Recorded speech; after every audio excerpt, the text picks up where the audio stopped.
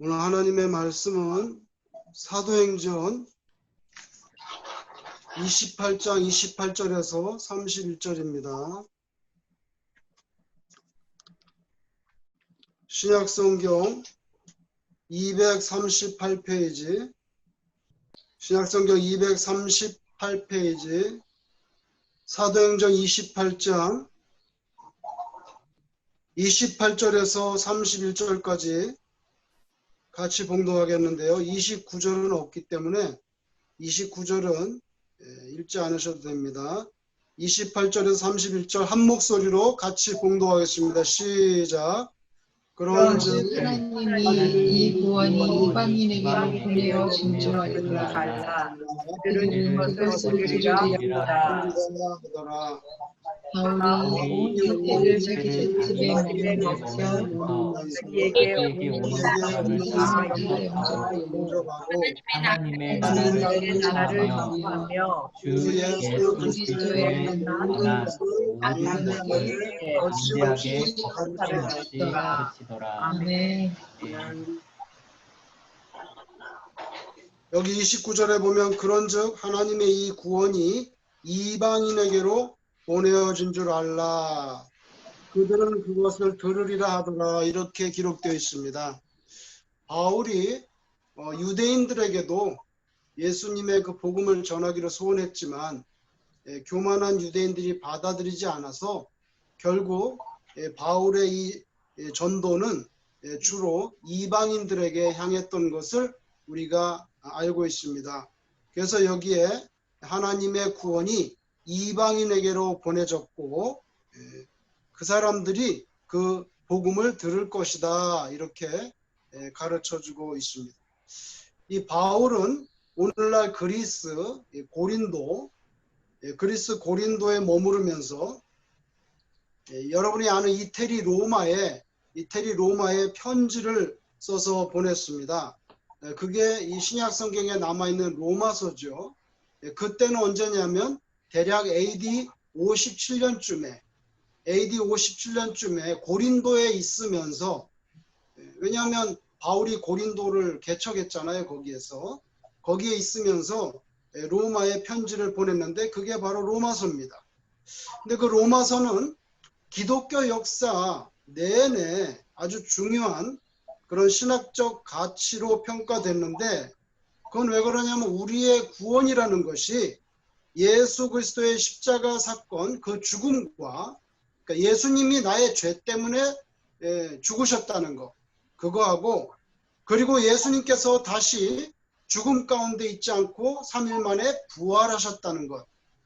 그래서 우리도 나중에 육신이 부활할 것인데 그 첫 열매가 되셨다는 것, 그걸 믿음으로 말미암아 구원받는다 하는 것이 가장 정확하게 나타나 있는 것이 바로 로마서거든요. 그래서 기독교 역사 내내 로마서는 그 신학적 가치 때문에 굉장히 높게 평가받는 편지가 됐습니다. 그런데 우리가 예수님의 죽음과 부활을 믿음으로 구원받는다는 그것은 내용이고, 그 로마서 편지에 그 편지를 보낸 이유, 그 편지의 기능적인 목적은 뭐냐? 그거는 바울이 앞으로 이제 이 편지를 보내는 로마 거기에 갔다가 거기서 조금 머무르다가 마침내 자기가 스페인으로 선교를 가려고 하는데, 로마에 있는 기독교인들이 저를 좀 스페인으로 갈 수 있도록 기도를 해주실 뿐만 아니라 사실은 물질적으로도 좀 후원을 해달라 하는 그런 내용을 미리 알려주기 위한 거예요. 그래야 준비를 할 거 아닙니까? 바울이 어느 날 갑자기 로마에 딱 도착했는데, 여러분 그때는 전화도 없고 편지를 보내면 이게 뭐 한 달 걸릴지 두 달 걸릴지 모르는데, 미리 말하지 않고 갔다가 준비되지 않은 상태에서는 스페인에 가는 자신의 선교 계획에 대해서 서포트를 기대할 수 없는 거죠. 그래서 내 계획이 로마에 가서 여러분들과 잠시 교제하면서 기쁨을 누리다가 곧 제가 스페인으로 가서 전도하려고 합니다. 그러니 저를 도와주세요. 그 소식을 미리 전하기 위해서 이 편지를 보낸 거죠. 여러분 로마서를 읽어보면 로마서 15장 28절에 너희에게 들렀다가 서바나로 가리라. 다시 말하면 로마에 잠깐 머물렀다가 서바나 어디입니까? 스페인이죠. 스페인으로 가려고 합니다. 그러니까 좀 준비 좀 해주세요. 이런 말이죠. 왜 꼭 스페인으로 가야 된다는 것입니까? 뭐 다른 데로 가면 안 됩니까? 왜 꼭 스페인으로 가야 됩니까? 여러분 바울의 시대는요. 이 세상의 끝이 어디냐면은 스페인으로 돼 있어요. 스페인으로. 그때는 지구가 둥글다는 것도 모르고요. 그냥 마냥 서쪽으로 계속 가면 이 세상의 마지막 땅이 있는데 그 땅이 어디냐면 스페인이거든요. 예수님께서 말씀하셨잖아요. 유대와 사마리아와 땅끝까지 이르러 내 증인이 되라. 바울은 그 말씀을 이루려고 이제는 스페인으로 가려고 했던 거예요. 그게 바울의 계획이었고 바울의 그 선교 스케줄이었죠. 그런데 여러분 실제로 바울의 삶은 자기 계획대로 되지 않았다는 거예요. 바울은 스페인으로 가지 못했습니다. 여러분 아시죠? 바울은 그저 로마에 갔다가 거기서 스페인으로 가려고 했는데 못 가고 거기서 순교했어요. 그러니까 바울은 스페인으로 가지 못한 거죠. 자기 계획이 이루어지지 않았어요. 인생의 계획과 하나님의 뜻이 이렇게 다를 수 있다는 거, 그건 우리가 인정할 수밖에 없습니다. 여러분 바울이 로마에 있는 동안에도 자유롭게 돌아다니지를 못했어요. 오늘 봉독한 이 사도행전 여기 말씀해 보면 바울이 가택연금 상태에 있습니다.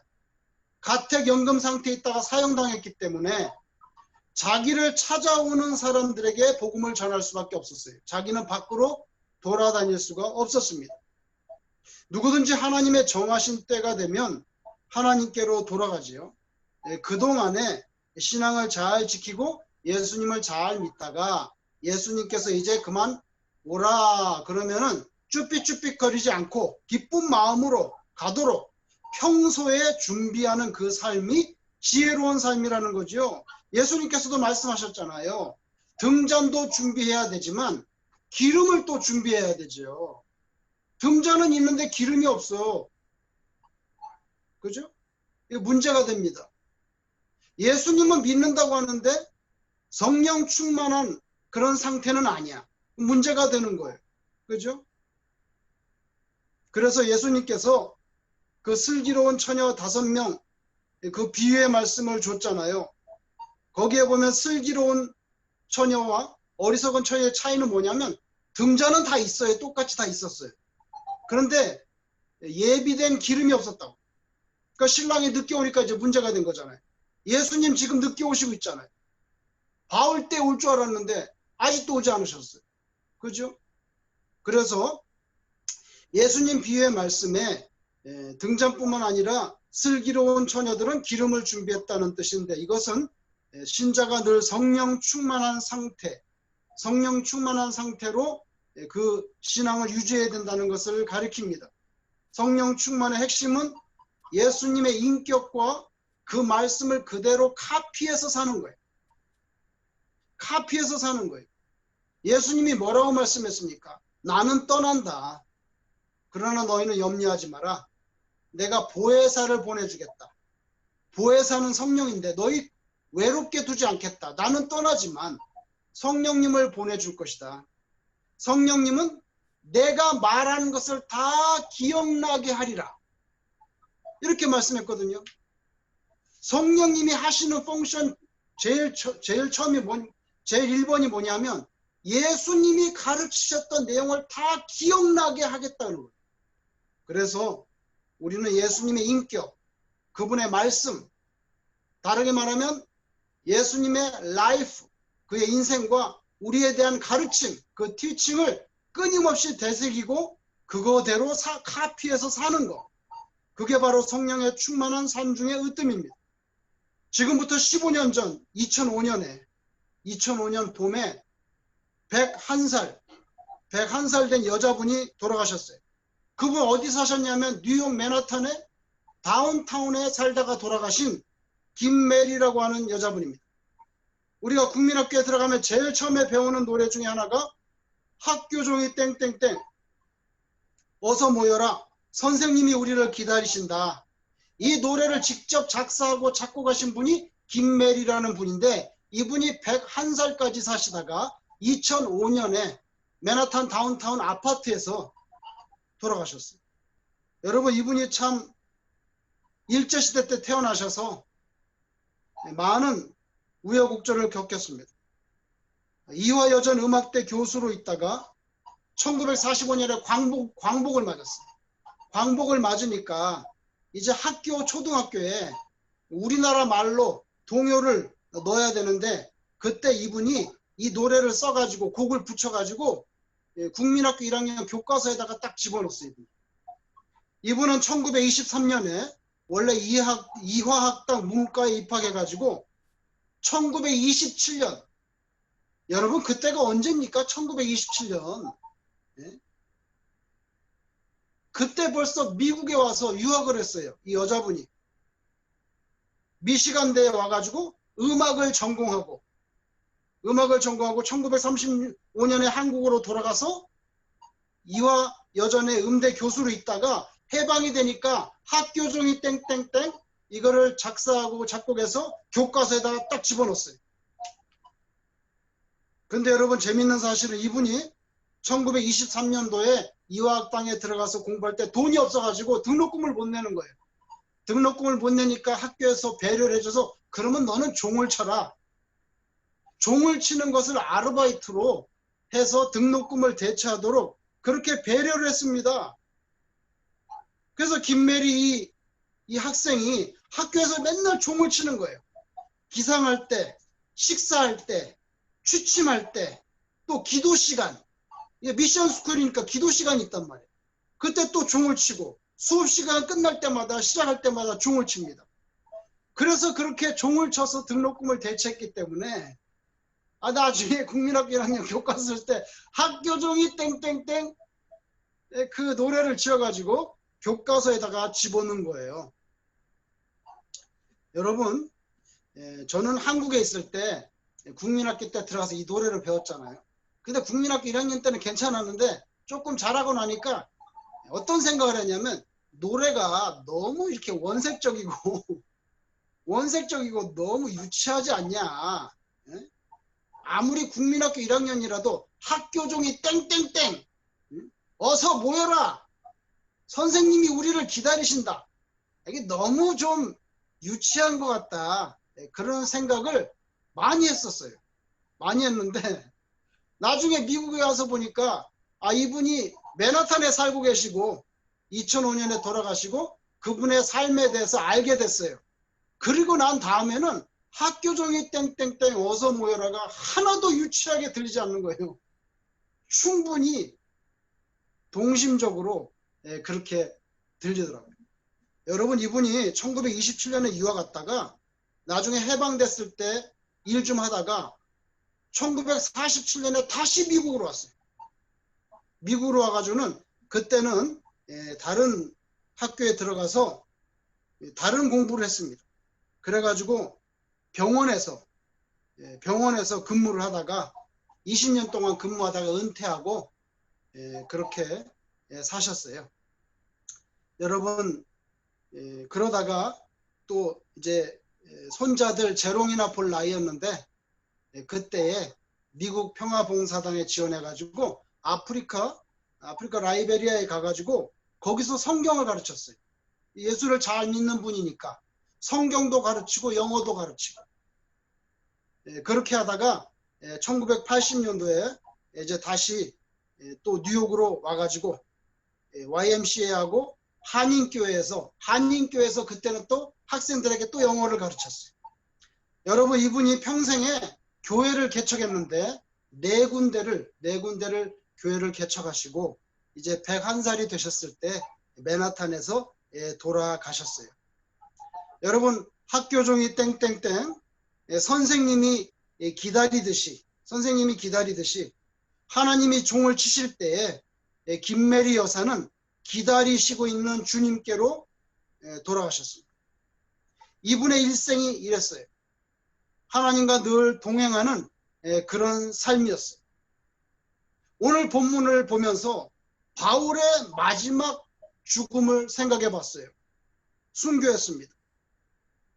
그가 죽는 그 현장, 지금도 로마에 가면 바울이 순교했던 곳에 교회가 세워져서 있어요. 바울이 순교하는 그 현장에 과연 누가 같이 있어줬을까? 디모데가 거기에 있었을까? 사도행전을 기록했던 누가가 바울이 순교하는 현장에 같이 있어줬을까? 한번 생각해 봤습니다. 그 외에도 로마서 편지를 대필해줬던 더디오라는 사람, 더디오가 그 로마에 같이 있었을까? 아니면 성경에 나오는 여러 인물들 있죠. 베베라든지 유니아, 여러 사람이 나오더라고요. 암블리아, 아리스토블로, 루포, 누기오, 야손, 소시바더, 많은 그 바울의 신앙적인 동역자들과 그리고 그 지인들이 있었잖아요. 신앙 교제했던 사람들. 그 사람들 중에 과연 누가 바울이 순교하는 그 현장에 같이 있어줬겠냐는 거예요. 저는 상상을 해봅니다. 근데 정작 바울은 순교할 때 이 차명을 당했거든요. 목이 잘려서 순교했어요. 바울은. 그 현장에는 실제로는 바울이 아는 사람은 아무도 없었지 않겠냐. 바울의 목이 베어질 때에 참관인 자격으로 바울의 지인들을 그렇게 허락했을지, 저는 그것에 대해서 아마 그러지 않았을 것이다. 그런 생각을 해보는 것입니다. 인간적으로 보면 그렇다면 참으로 고독한 죽음을 바울이 맞이하지 않았겠는가. 그러나 예수님께 대한 믿음을 품고 하나님의 나라에 대한 소망으로 살았던 사람이니까 그렇게 살았던 분이 결코 외롭진 않았을 것이다. 왜 그런가? 그 마지막 현장, 그 시간에 분명히 하나님께서 거기에 같이 해주셨을 것이기 때문에. 시편 116편 15절에 이런 말씀이 있습니다. 개역성경 번역으로 읽어보면 성도의 죽는 것을 여호와께서 귀중히 보시는도다. 성도 한 사람이 죽을 때 하나님께서는 온 우주를 다스리시고 70억의 인구를 관할하시니까 성도 한 명이 죽을 때 그 일일이 어떻게 그거 관심 두시겠는가? 그런 생각을 할 수 있지만 그렇지 않습니다.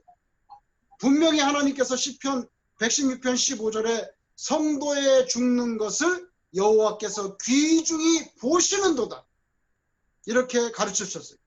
모든 인생은 하나님의 부르심 앞에 언젠가는 분주하게 살았던 과거의 모든 삶을 접어버리고 일순간에 하나님께서 이제 그만 오라 그러면 금방 하나님께로 가게 되죠. 이 세상에는 정말 가난한 사람이 많이 있습니다. 어떤 사람은 막 1센트가 없어가지고 주머니를 막 뒤지는 사람도 있습니다. 길거리에서. 지식이 많은 사람도 있어요. 부자들도 있죠. 그렇지만 알코올 중독자들도 있습니다. 매일같이 맥주를 마셔야만 사는 사람들도 있습니다. 이 땅에 여러 종류의 그런 부류들이 있다는 거죠. 그러나 언젠가는 전부 한 사람도 빠짐없이 예수님이 부르실 때가 온다는 거죠. 주님을 어떤 모습으로 만날지는 여러분들이 결단하셔야 된다는 거예요. 하나님 앞으로 돌아가게 될 날, 우리의 영원한 본향이 이를 그날을 염두에 두고 주님의 십자가를 가슴에 품고 굉장히 겸손한 마음으로 인생을 사시는 것이 하나님께서 원하시는 것이 아닌가. 몇 년 전에 갑자기 어느 날 친구 목사님이 생각이 났어요. 왜 생각이 났는지는 모르겠어요. 그래서 오랜만에 전화를 했더니 친구 목사님이 하는 말이 왜 전화를 했니? 뭘 알고 전화한 것이냐? 이렇게 저한테 반문하는 것입니다. 아니 나는 뭐 그냥 안부 전화한 건데. 그랬더니 그 목사님 하는 말이 자기 동생이 죽었다는 거예요. 며칠 전에. 자기 동생도 제가 아는 사람이에요. 그 동생은 제가 그 청년부 교육전도사 할 때 우리 청년이었어요. 아니 그 자기 동생이 며칠 전에 죽었다는 거예요. 그래서 그 소식을 듣고 전화한 거냐는 거예요. 그래서 아니 나는 그 소식을 모른다고. 지금 처음 전화한 거지. 나이가 몇 살 되지 않았어요. 그 동생이 아직도 젊어요. 50살도 안 됐을 때. 그런데 어떻게 죽었는가? 그냥 어느 날 자다가 아침에 일어나지 않아. 그러니까 자기 동생이 그냥 자다가 죽었다는 거예요. 또 어떤 분은 수년 전에 돌아가셨는데 그분은 제가 부목사 하던 시절에 제가 섬기던 교회에 사찰하던 집사님이었어요. 사찰 집사님이었는데 어떻게 돌아가셨습니까? 하니까 탁구를 치다가 탁구공이 떨어졌어요. 그러니까 탁구공을 주우려고 고개를 이렇게 숙이는데 고개를 숙이면서 하더니 그냥 탁구공 줍다가 돌아가셨다는 거예요. 그 사찰 집사님이 아주 체격이 이런 분이거든요. 굉장히 튼튼한 분이거든요. 그래서 탁구공 줍다가 그렇게 돌아가셨다는 거죠. 지난주에는 어떤 장로님의 아들이 돌아가셨는데 이분도 60대 초반밖에 안 됐는데 이분 주무시다가 돌아가셨어요. 아버지 장로님이 얼마나 슬프겠습니까? 여러분 누구든지 하나님이 정하신 때에 간다는 거죠. 학교종이 땡땡땡 노래를 지으신 분도 무연고자도 젊은이라 할지라도 바울도 모두 주님께서 부르신 때에 떠납니다. 이번에 코로나로 미국에서 사망한 사람이 현재까지 16만 명이 넘었어요. 16만 명. 여러분 16만 명이 얼마나 대단한 숫자인지 아십니까? 뉴욕타임즈에서 뭐라고 말했냐면요. 미국에서 지난 70년 동안 미국 군인들이 70년 동안 전쟁에서 죽은 숫자보다도 더 많이 죽었다는 거예요. 그 70년 동안 전쟁에서 죽은 군인들은 누군지 아세요? 대표적으로 한국의 6.25 전쟁 3만 3천 명 죽었습니다. 젊은 사람이 죽었다고요, 그냥. 여러분, 그러니까 미국이 우리나라에서 얼마나 많은 피를 쏟은 것입니까? 한국이 미국에 와서 3만 몇천 명이 죽었나요? 우리 그런 걸 생각할 수밖에 없는 거죠. 베트남전에서 죽었습니다. 걸프전에서 죽었습니다. 아프가니스탄에서 죽었죠. 이라크에서 죽었죠. 그 모든 전사자들을 합친 것보다 지난 3월 달부터 지금까지 죽은 숫자가 더 많다는 거예요. 16만 명. 여러분 코로나와는요 전쟁입니다. 전쟁보다 더 심하게 죽어가고 있는 거죠. 지금 뉴욕에는 많이 낮았지만 여러분 그런데 우리는 살았습니다. 귀한 목숨이라는 거예요. 귀한 목숨이라. 우리는 살았잖아요. 우리 16만 명에 안 들어가 있잖아요. 그러니까 귀한 목숨이에요. 마칠 때도 여호와께서 귀하게 여기시는 그런 모습이 되기를 주님 이름으로 축원합니다. 여러분 하나님은 나의 개인 형편을 따라 움직이시지 않는다. 그것보다는 하나님의 뜻에 따라 일하십니다. 바울이 그렇잖아요. 바울 계획대로 스페인 가지 못했어요. 보통 우리들은 우리 스스로가 준비가 되었다고 여겨질 때 하나님께서도 우리들의 스케줄에 따라서 하나님께서 모든 것을 준비해 주신다고 생각하기 쉽습니다. 물론 그렇게 보여지고 느껴질 수도 있지만 그런 때도 하나님이 우리의 준비됨에 따라 하나님이 따라오시는 것이 아니라 하나님의 경륜과 우리의 준비됨이 그 타이밍이 잘 맞아 떨어져서 그렇게 느끼게 되는 거죠. 시간의 주권자는 분명히 우리가 아니라 하나님이신 것은 확실합니다. 바울은 자신이 느끼기에 벌써 오래전에 로마에 가서 내가 복음을 전할 준비가 다 됐습니다. 또 실제로 여러 번 로마에 가려고 노력했습니다. 그렇지만 그의 계획대로 잘 되지 않았습니다. 결국에는 로마로 가기는 갔지만 선교사의 신분이 아니고 죄수의 신분으로 갔습니다, 여러분. 그렇죠? 바울은 죄수의 신분으로 갔어요. 그렇기 때문에 밖으로 마음대로 돌아다니면서 선교도 못했잖아요. 그죠? 강단에 서서 많은 청중을 모아놓고 로마 사람들에게 예수 그리스도의 복음, 구원의 사건을 전하지 못했습니다. 가택연금 상태에서 몇몇 사람들에게 소소히 예수를 전하고 목이 잘려서 순교했습니다. 오늘 제가 여러분에게 보내드린 그 그림을 보시면은 거기에 이제 묶여서 기도하고 있는 바울의 그 모습을 화가가 그린 그런 모습이 거기에 있습니다. 여러분, 스페인어로는 가지도 못했습니다. 분명히 하나님께서 바울의 계산을 따라 움직이시는 것이 아니라 하나님의 뜻과 계획을 따라 바울을 이끌어 가신다는 것을 우리가 부인할 수가 없습니다. 신앙생활의 대원칙이 있습니다. 나의 인생은 나의 손에 놓여 있지 않다. 나의 인생은 하나님의 손에 놓여 있다는 사실. 우리가 아무리 절박한 상황에 놓여 있다 할지라도, 우리의 기도가 아무리 긴급한 것이라 할지라도 우리의 삶에 의미 있는 스토리가 엮어져 가는 것은 하나님의 타이밍과 그분의 스케줄에 따라 진행된다. 그렇다면 기도할 필요가 없지 않은가? 어차피 하나님의 계획대로 될 거니까 그러면 기도할 필요가 없지 않은가? 그렇게 말할 수가 없습니다. 왜냐하면 기본적으로 하나님께서는 우리의 필요를 따라 기도하라, 구하라, 두드리라, 그죠? 찾으라. 예수님께서 우리에게 이렇게 명령하셨잖아요. 기도하라고 합니다. 쉬지 말고 기도하라 그랬어요. 쉬지 말고. 또 뭐라고 말씀했습니까? 낙심하면 안 된다. 낙심치 말고 지속적으로 기도하라. 불의한 재판관이라고 해도 그에게 찾아가 날마다 졸라대는 그 여인의 비유까지 들어가시면서 절대로 낙심하지 말고 기도하라고 가르쳐 주셨습니다. 그리고 성경에 보면 간절한 기도가 개인의 처지와 국가의 형편을 바꾸고 하나님의 마음도 돌이키는 케이스들도 성경에 기록되어 있습니다. 여러분 아시죠? 히스기야 기도를 들으시고 곧 죽을 생명인데 그 생명을 연장해 주셨습니다. 사자굴에서도 건져 주셨습니다. 큰 물고기 뱃속에서도 빼내 주셨습니다. 바다도 갈라 주셨습니다. 택한 자들을 살리시려고 핍박하는 자의 장자의 목숨을 거두기도 했습니다. 이스라엘을 살리려고 바로의 장자의 목을 거두잖아요. 모르드게의 기도를 들으시고 모르드게의 목을 걸려고 준비한 높은 장대에 정반대로 누구의 목이 걸렸습니까? 하만의 목이 걸리잖아요. 하만의 목이.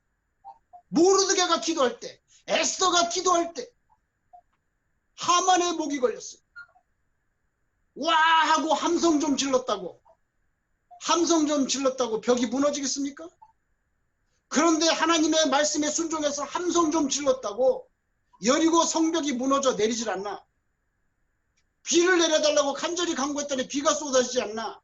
심지어는 갈멜산에서 불을 내려다니까 불이 쏟아지지 않나? 더 심하게는 아예 하늘의 태양이 멈추어버리는 여호수아 때 그런 기적도 주셨고, 아이가 돌을 던져서 거인의 이마에 박혀버리는 바위 같은 골리앗이 꽈당하고 자빠지는, 여러분 기도했을 때 병이 고쳐지고 귀신이 떠나가고 그리고 죽은 자도 다시 살아나기도 했잖아요. 성경에 기도했을 때 이같이 하나님께서 그 기도를 들어주시는 경우들이 다 성경에 기록되어 있습니다. 더 이상 뭘 어떻게 하나님께서 보여주시겠습니까? 물을 내려달라고 하면 비를 내려주고, 불을 달라면 불을 내려주고, 태양이 멈춰달라 했을 때 태양도 멈춰주고, 바다도 갈라주고, 병도 고쳐주고, 죽은 사람도 살려주고, 벽도 무너져 내리고. 여러분, 국가와 민족의 흥망성쇠도 기도하는 이의 소망에 따라 하나님께서 들어주신 경우들이 있습니다. 그래서 우리는 무조건 기도해야 됩니다. 국가를 위해서, 교회를 위해서, 살렘교회를 위해서, 그리고 우리 같이 신앙생활하는 지체들, 성도들의 건강을 위해서, 그분들의 신앙을 위해서, 평강을 위해서, 선교사님을 위해서 무조건 기도해야 됩니다. 믿음은 하나님의 섭리에 복종하고 자신을 쳐서 인내하게 하는 나 자신과의 싸움이라고 하는 측면도 있습니다. 오늘 사도행전의 이 마지막 부분에 기록된 말씀, 바울의 사도행전상으로는요, 바울의 마지막 모습이에요. 사도행전은요, 바울의 순교하는 장면을 써주지 않았어요. 왜 안 써줬을까요? 네? 아니, 누가가 계속 따라다니면서 바울하고 같이 지냈는데 바울의 순교에 대해서 써주지 않았어요. 그죠? 그거는 누가가 사도행전을 쓰고 마침표를 찍는 시점에 바울이 아직 순교를 안 했거나 아니면 순교를 했어도 사도행전을 썼던 누가가 아마 일부러 안 써줬을지도 몰라요. 왜? 바울은 죽은 게 아니에요. 바울은 육신의 목이 잘렸지 죽은 것이 아닙니다.